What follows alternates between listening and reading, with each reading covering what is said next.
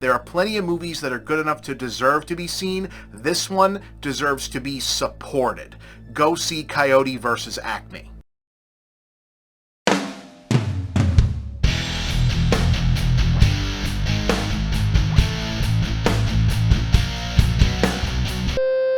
Go see this movie. I cannot make it any more plain than that. I don't usually just flat out advocate for stuff in that way, but sometimes the moment calls for it, and this is very plainly one of those moments. I'd probably hedge a little bit more if the movie wasn't also entirely excellent just on its own merits, like if I could find anything beyond the most nitpicky, mild criticisms to offer here, in terms of, like, I guess, is The Day the Earth Blew Up still the overall better of the two recent Looney Tunes movies? Like, possibly, probably it is, maybe, but like it's very close. But the fact is, you may or may not already know that this is not merely a very good movie, and I stress it is, wholly on its own merits, a really strong, funny, classic-style summer comedy themed around Looney Tunes characters, but one that fate has also rendered an important movie. The corporate scumbags in charge of its studio, the previous scumbags as opposed to the incoming scumbag, essentially tried to delete it for a tax write-down, just like they did to that Batgirl movie after it was completed, meaning you would have never gotten to see it and all the filmmakers' hard work would have just been erased, but there was enough public outcry from fans, talent, other filmmakers, critics, journalists, etc. to eventually move the needle and get the film's distribution rights sold to indie outfit Ketchup Entertainment, which also released The Day the Earth Blew Up. So, yes, in addition to simply being one of the best comedy movies to watch right now, you should absolutely make it a point to go out and support this movie by buying a ticket and watching it, because every bit of success that Coyote vs. ACME has is a direct, substantive way to say screw you assholes to the people who tried to keep it from coming out. And they are some of the worst fucking guys who exist in the film industry or any place else. And yet, normally I don't go in for that kind of activist movie-going shtick, since, you know, studio is still gonna get the money still, no ethical consumption, so whatever. But here's the thing this time. The actual movie itself, in terms of what the story here is eventually about beyond the basic logline premise, is almost shockingly relevant to the vibe of where the movie ends up as a cultural object, and that's actually just kind of funny on top of it. So you can't talk about the movie without talking about where the movie is and ended up. It just kind of complements itself. Sometimes things just work out that way, and sometimes that's just the world. Yeah.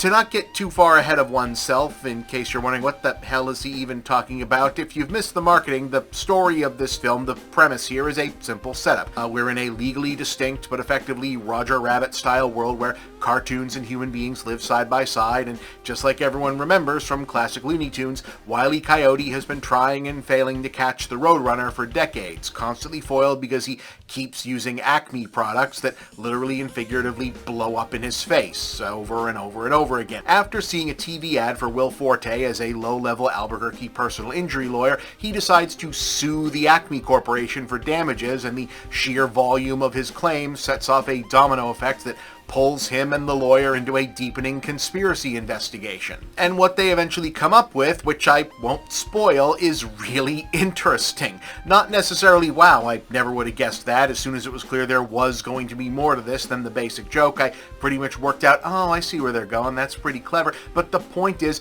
I didn't expect there to be a clever or much more than there was here. The baseline joke of imagine Wile E. Coyote suing Acme because their stuff always breaks is pretty damn funny in itself. But not stopping there and instead saying, okay, that is funny enough to get us through Act 1, but what if it also opens the door to a bigger story about why Acme's stuff always breaks in the cartoons in the first place? Why would this company be huge and successful but also constantly releases products that are defective and dangerous? Why can't the Coyote find other products that don't do that?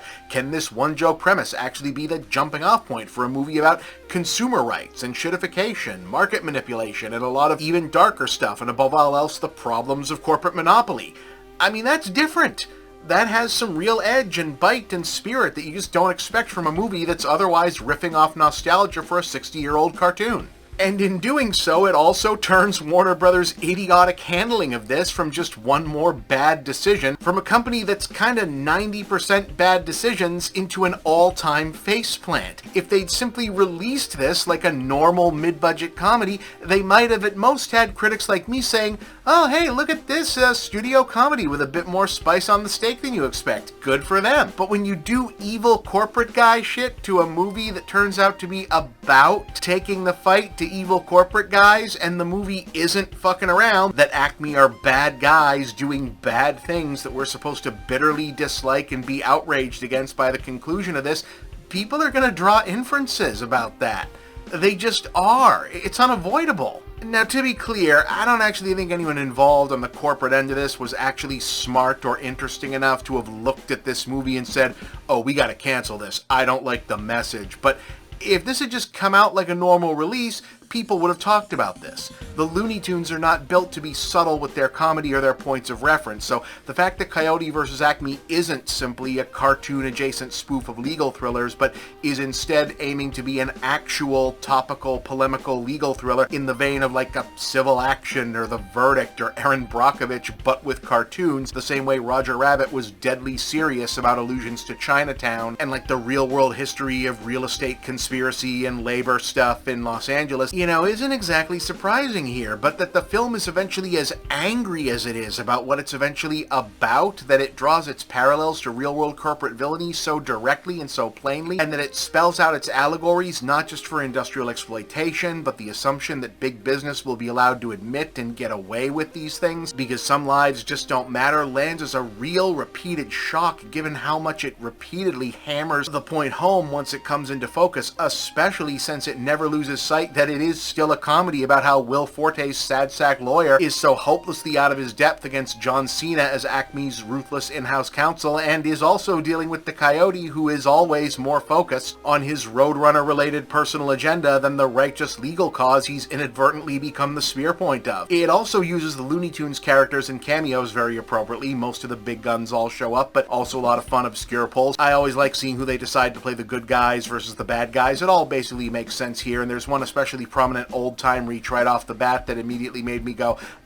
they really know what they're doing here. The integration of cartoon physics and live action works terrifically, but more surprisingly, the integration of a main animated protagonist who doesn't speak into what are often largely dialogue-driven semi-dramatic sequences that have to get us to empathize with him when, remember, Wile E. Coyote isn't necessarily meant to be like the good guy or a wholly sympathetic character in his own cartoons. It really works. He's a really good character in this, while he's mostly holding up signs and doing Wile E. Coyote shit. This is, no bullshit, a deceptively complex, interesting movie that must have been a really tough nut to crack creatively in addition to technically.